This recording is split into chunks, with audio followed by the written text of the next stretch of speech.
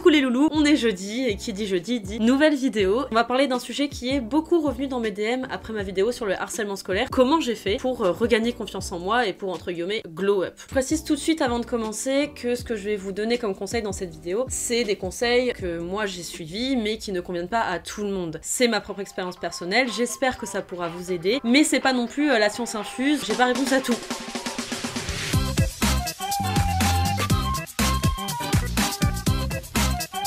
Déjà pour moi le terme glow up c'est pas uniquement un changement physique, pour moi c'est juste vouloir devenir la meilleure version de soi-même. Donc ça passe par l'environnement, les relations, par le mental, les valeurs, enfin bref par plein de choses différentes qui vont vous aider en fait à aller mieux et à être la meilleure version de vous-même.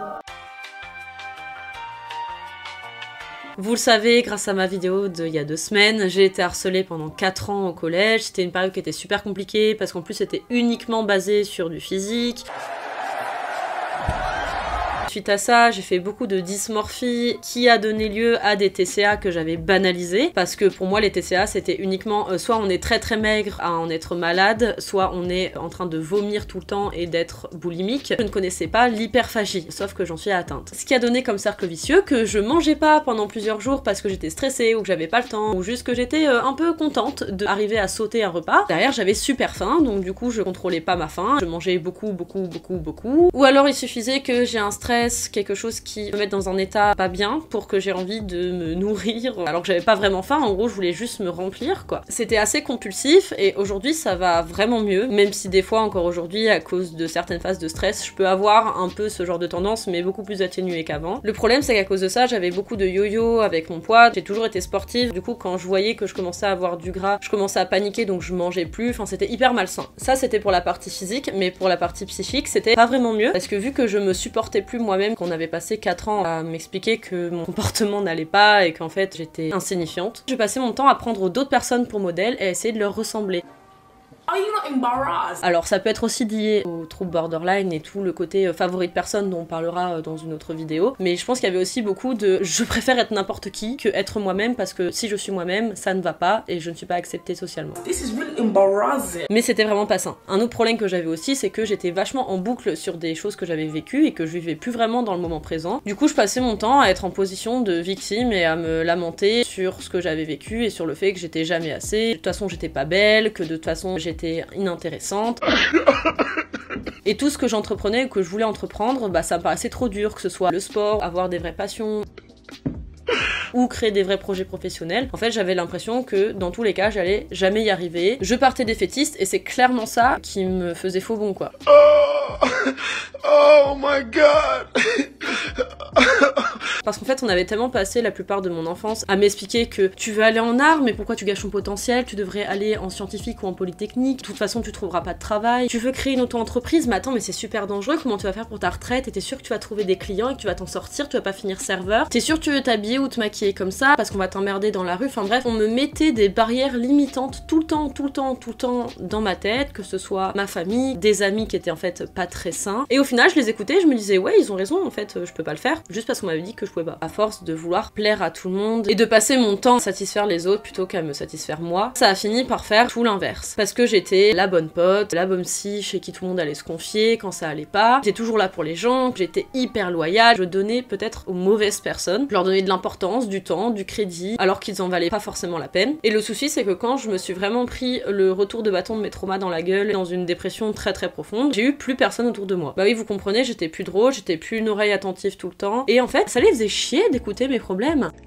Yeah, so about that. Mais le souci aussi, c'est qu'il m'avait jamais demandé de tenir le rôle de la psy et de vouloir à tout prix régler tous les problèmes de tout le monde. Et c'était ça en fait, le principal problème. Je cherchais tellement à vivre et à être heureuse grâce aux autres au lieu de l'être par moi-même et de me créer mon propre bonheur que bah ça faisait n'importe quoi. Parce que les gens en fait ils étaient pas forcément prêts à me rendre l'appareil. Et ça créait un déséquilibre. Ça a fini que j'étais tout le temps déçue en amitié parce que forcément meuf, personne t'a demandé d'être le sauveur de tout le monde. Donc personne va te sauver en retour. Je faisais un transfert en me disant que si j'aidais un maximum de personnes, ils allaient m'aider en retour, sauf que c'est pas du tout ce qui s'est passé. I can't be your mother. Parce que la plupart des gens, ils attendent pas que vous soyez là pour vivre en fait. Du coup, je suis devenue super rancunière, je laissais de moins en moins passer de trucs, je devenais d'un coup super froide et agressive, parce que j'en voulais aux gens qui me donnaient pas l'appareil, et j'attendais d'ailleurs que les gens me comprennent, qu'ils arrivent à détecter que ah, attends, elle réagit comme ça et tout, c'est peut-être qu'elle ne va pas bien. Et puis frérot, bah non, ça marche pas comme ça. Les gens, ils ont pas un décodeur dans la tête. Mais vu que j'avais passé toute mon enfance et toute ma vie à me mettre de côté parce qu'on m'avait appris ça, à lire les émotions des autres qui allaient pas, etc., que je m'attendais à ce que les autres soient télépathes, quoi.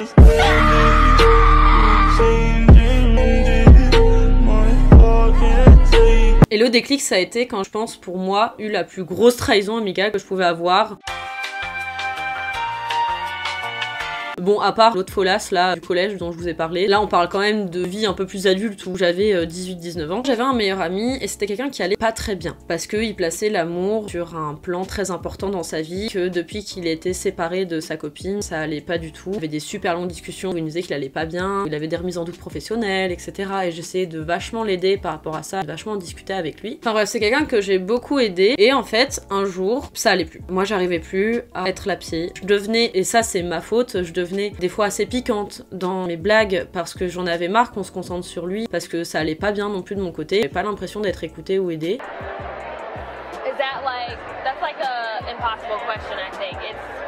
C'était quelqu'un que je voyais beaucoup avant et du moment où il s'est mis sa nouvelle copine, que j'ai plus du tout vue d'un coup, où ça a été beaucoup plus froid, beaucoup plus distant. On a fait une soirée avec sa copine, lui, d'autres gens, etc. Et je lui ai balancé une blague, comme d'habitude. Dans nos manières de rigoler, on était assez piquants entre nous. Avec le recul, c'était pas forcément hyper sain, est-ce que je peux comprendre. Mais il n'empêche qu'on en a jamais parlé clairement. Je continue à rigoler comme d'habitude et à un moment, il a pété un plomb. Il m'a gueulé dessus. Je pense que c'était la première fois qu'il me parlait comme ça. Il m'a parlé vraiment comme de la merde. On s'est plus jamais parlé depuis ce jour-là, à cause d'une dispute de merde. Cette personne, elle a jamais tenu à revenir par message ou autre pour s'expliquer, juste pour avoir une discussion, même s'il voulait plus être ami avec moi ou quoi. En plus, à un moment, j'allais super mal et il s'est même pas posé la question. Du jour au lendemain, après 2 ans d'amitié, il ne m'a plus donné l'heure et je n'ai jamais eu d'explication sur pourquoi il avait pété un plomb comme ça d'un coup. Donc en fait, c'était une amitié qui comptait sûrement pas du tout pour lui, quoi. À l'époque, j'avais pas beaucoup d'amis, c'était un de mes meilleurs amis, et honnêtement, j'ai vécu comme un deuil pendant au moins 1 an. Yeah! Mais il était hors de question que, après qu'il m'ait gueulé dessus comme ça, ce soit moi qui revienne en rampant et en demandant une explication, parce que juste, je méritais pas ça, quoi. Don't forget to smile. Et là, ça a été un déclic où je me suis dit, j'ai passé 2 ans à donner pour cette personne, alors que lui, au premier moment où ça allait pas pour moi, il m'a lâché comme une merde, sans explication. J'ai su, en plus, quelques mois plus tard, par des amis communs, que, en gros, il avait décidé d'arrêter de me parler parce qu'il me trouvait trop chiante. Alors, je peux bien comprendre que dans ma jeunesse, j'ai fait des erreurs et que j'étais des fois pas hyper facile à vivre, mais il n'empêche qu'on en a jamais discuté, qu'il aurait pu au moins me dire que c'était ça le problème. Je préfère avoir une explication, quitte à ce qu'on soit plus amis après, mais juste de savoir pourquoi, de faire un état des lieux et de comprendre pour m'améliorer, plutôt que d'avoir juste du silence. Bref, ça m'a mis une belle claque dans la gueule. Je me suis quand même dit qu'il fallait peut-être que je me concentre sur moi. Et c'est là où a débuté ma reconstruction personnelle et le début d'un réel respect envers moi-même.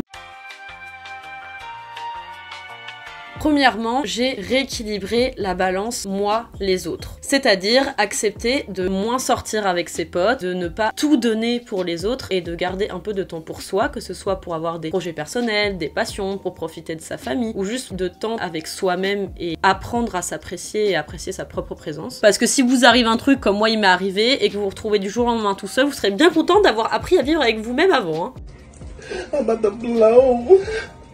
Apprendre à vivre avec vous-même, c'est un point qui va vraiment vous aider aussi sur votre santé mentale, parce que si vous avez une rupture amoureuse, amicale ou peu importe, votre vie s'arrête pas de tourner du jour au lendemain. Vous n'êtes pas vide de l'intérieur. Si vous donnez tout aux autres et si vous mettez une personne au centre de votre vie et pas vous-même, le jour où cette personne elle se barre, vous êtes foutu quoi. La quantité, ça vaut clairement pas la qualité. Ça sert à rien de se mettre la pression et de se dire putain mais en fait ma vie est trop nulle parce que j'ai 1 ou 2 amis, alors qu'on a d'autres qui en ont 30, 50, qui font des soirées de méga groupes et tout. Oh my god! I thought this was a classy party. Croyez-moi que dans la vraie vie ça se passe pas du tout comme ça. Ceux qui en ont 4 milliards, faut m'expliquer comment ils gèrent leur emploi du temps, parce que moi perso avec l'emploi du temps que j'ai, si j'arrive à parler à 2 de mes potes dans la semaine c'est déjà un miracle. Mais alors être vraiment proche de plein de personnes, c'est littéralement un travail à temps plein. Hein. Dans ces cas-là, devenez assistante sociale. Hein. Donc clairement, arrêtez de vous mettre la pression sur votre cercle social. Avoir 1 ou 2 amis, c'est ok. Et même si vous n'avez pas d'amis du tout, c'est pas grave si vous êtes heureux avec vous-même. Ça fait pas de vous quelqu'un de marginal ou quoi. Personnellement, j'ai eu un gros groupe de potes quand j'étais encore à Strasbourg. J'étais beaucoup moins heureuse que maintenant, alors que j'ai 2-3 amis proches et que le reste, effectivement, c'est plus des connaissances, des bons potes, etc. Et encore, ils se connaissent pas entre eux, forcément. À l'inverse, pour les personnes qui sont vraiment isolées parce qu'ils passent leur temps tout seuls, qui veulent pas sortir de leur chambre, passent leur temps sur les jeux vidéo ou dans des livres. Oh my gosh, I'm such a nerd. Je vous jure, ouvrez-vous un peu à la vie réelle. Je sais que c'est dur parce que généralement c'est des gens qui sont anxieux ou qui ont des troubles ou qui ont vécu du rejet social, etc. Mais l'humain est un animal social. Vous allez encore vous prendre des murs dans la gueule, des gens désagréables. Je m'en souviendrai, mon cher monsieur. Écoutez, arrêtez. Je m'en souviendrai. Et pas forcément des gens qui voudront être amis sincèrement avec vous. Mais c'est en réessayant que vous trouverez des gens sains et que vous arriverez à faire un tri. Et même si c'est pas pour vous faire de réels amis, le fait de juste sortir, marcher dans la rue, dans la forêt, faire des activités, ça va vous sortir de chez vous et ça va clairement améliorer votre santé mentale parce que rester dans son appart toute la journée enfermé 24 heures sur 24, 7 jours sur 7, je sais pas comment vous faites pour ne pas péter un plomb. L'humain n'est clairement pas fait pour ça. Hein. Parce que quand vous restez tout seul chez vous dans votre lit, vous allez hyper mentaliser, vous allez retourner dans votre tête plein de trucs qui sont pas nécessaires, des traumas, des trahisons du passé, des sentiments négatifs, parce que juste, ça fait trop longtemps que vous êtes tout seul, donc votre cerveau il cogite sur ce qui va pas. Et moi ce qui m'a vraiment aidé à sortir de ma dépression, c'est que dès que j'avais ce genre de pensée là, et que je rentrais dans ce genre de cercle là, où je savais que ça allait durer des heures et que j'allais péter les plombs, tout de suite, quand je commençais à sentir ça, je me mettais à faire un truc. Je sortais marcher, j'allais au sport, je faisais un truc quoi qui faisait que j'étais obligée de couper avec ces pensées là. Tout est une question d'équilibre, que ce soit la solitude ou le fait d'être entouré de gens. Si vous poussez ça à un extrême, ça sera pas bénéfique. Faut juste que vous trouviez votre bon équilibre à vous qui vous permet autant de prendre soin de vous que d'avoir une vie sociale à côté. La deuxième étape, et ça c'est une des plus importantes, c'est se réapproprier son image. Surtout quand vous faites de la dysmorphie ou vous avez des TCA, etc. On arrête tout ce qui est réseaux sociaux, comparaison, parce que vous avez sous votre nez toute la journée des images de meufs qui sont pour la plupart chirurgifiées, Girl, bye. qui ont des corps de rêve mais qui sont pas forcément naturels ou en tout cas qui passent leur temps à la salle à uniquement faire ça. Dans la réalité, il y a plein de corps différents et c'est complètement ok. Il y a personne qui va vous blâmer à cause de ça. Il y a plein de gens qui vont vous trouver beau avec le corps que vous avez et avec la tête que vous avez. Et de déjà arrêter d'être constamment exposé à ce genre de photos, ça va beaucoup améliorer votre santé. Vous savez ce que c'est mon feed Instagram? C'est de la bouffe et des animaux. Alors là, j'ai jamais autant aimé être sur Insta. Hein.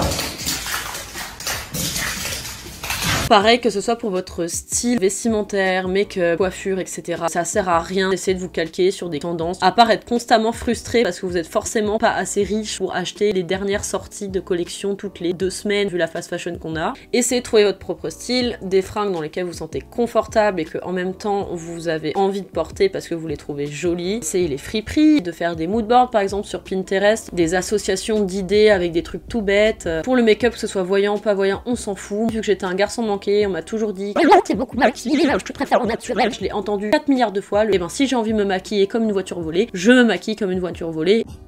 The hell?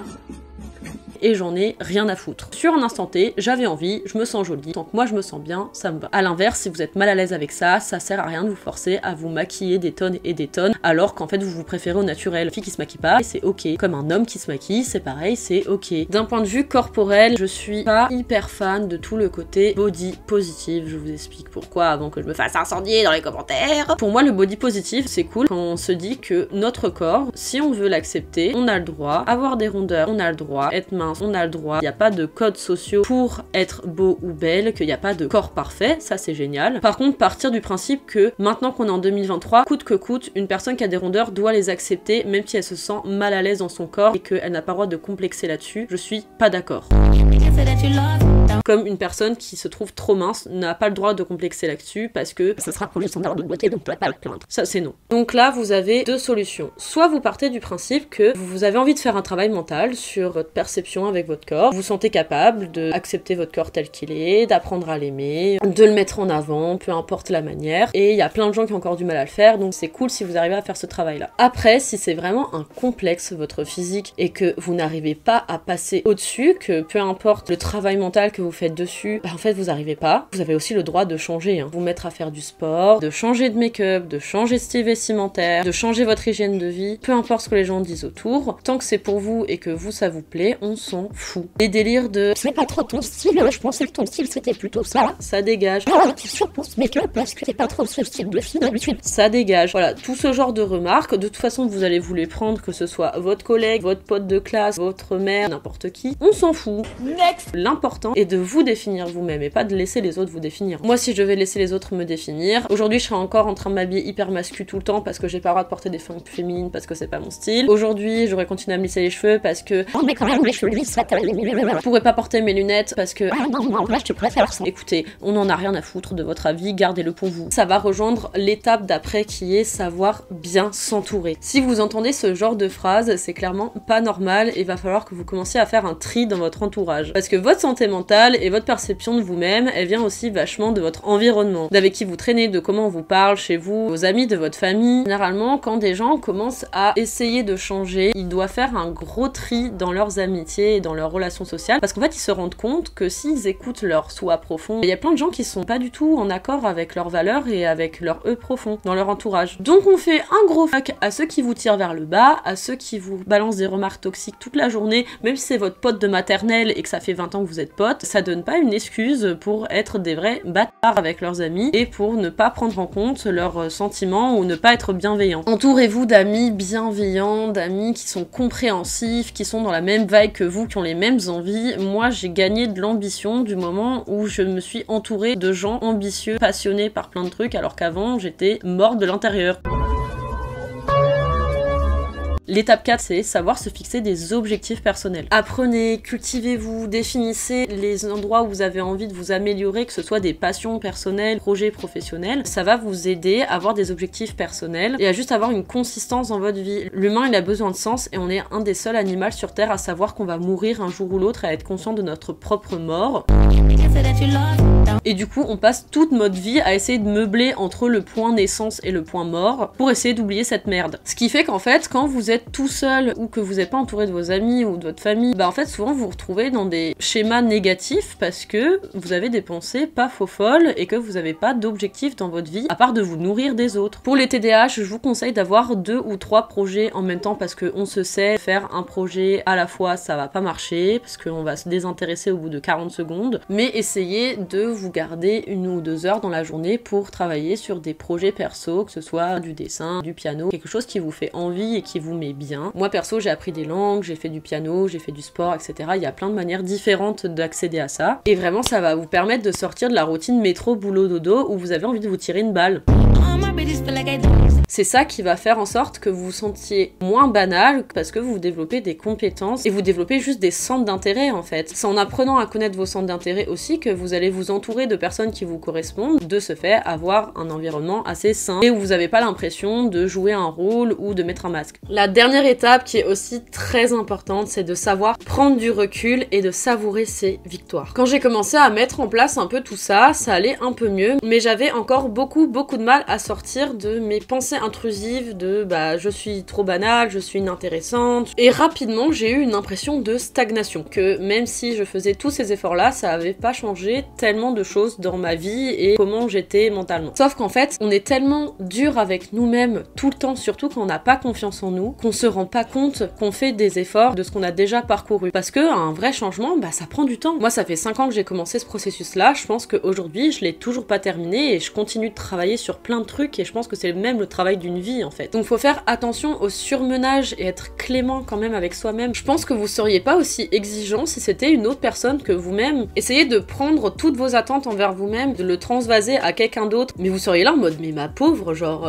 calme-toi, tu prends trop sur tes petites épaules, genre détends-toi 2 minutes, va souffler un coup, prends un jour de pause. C'est pour ça qu'il ne faut pas s'oublier soi dans ce genre de processus et de continuer à prendre soin de soi même si ça va mieux d'un point de vue physique ou mental. C'est très important de se ménager des routines et des heures dans la semaine ou dans la journée où juste vous vous posez, vous prenez soin de vous, vous déconnectez d'un peu tout. Faut savoir être fier de soi, célébrer ses victoires aussi petites soient-elles. Si vous êtes en dépression, que vous recommencez à prendre des douches, à avoir envie de faire des choses, c'est déjà une grosse victoire. Si vous avez des TCA et que vous arrivez à remanger ne serait-ce qu'un peu ou juste à avoir moins de crises, c'est déjà une victoire. Et surtout, si ça peut vous aider, faites-vous un carnet. Moi, j'ai un petit carnet où une fois par mois, alors ça peut être plus, ça peut être moins, c'est comme vous voulez, je vais noter là où j'en suis dans ma vie, sur plein de plans différents, financiers, personnels, professionnels, santé mentale, sur plein de choses. Je vais vraiment faire un condensé de toute ma vie sur plusieurs pages. Et ensuite, un mois plus tard, je vais revenir le lire. Généralement, j'ai oublié la moitié de ce que j'ai écrit. C'est là où on se rend compte que, bah si, on n'est pas du tout en train de stagner. On progresse constamment parce que, bah un mois avant, j'en étais là et en fait, ma situation, elle a encore changé. Des fois, ça peut être en moins bien et ça arrive, mais souvent, c'est en mieux sur beaucoup de plans. Surtout quand vous commencez ce genre de processus. Ça va vous permettre de ne pas vous démotiver et de garder une certaine constance parce que vous allez avoir une preuve écrite, quelque chose où vous pouvez vous remémorer quand ça va pas. Ça va vous permettre aussi d'apprendre de vos erreurs parce que vous allez vous dire « Ouh, mais attends, la situation que je suis en train de décrire ce mois-ci, ça m'est déjà arrivé il y a quelques mois » et de voir comment vous en êtes sorti après. Qu'est-ce qui a fait que ça a réussi à changer? Quelles sont les habitudes qui vous ont aidé? Tenir un carnet, c'est vraiment hyper important pour votre satisfaction personnelle et pour votre perception de vous-même au final quand vous êtes en processus de guérison. Voilà, ça fait de nouveau une petite heure de rush que je parle.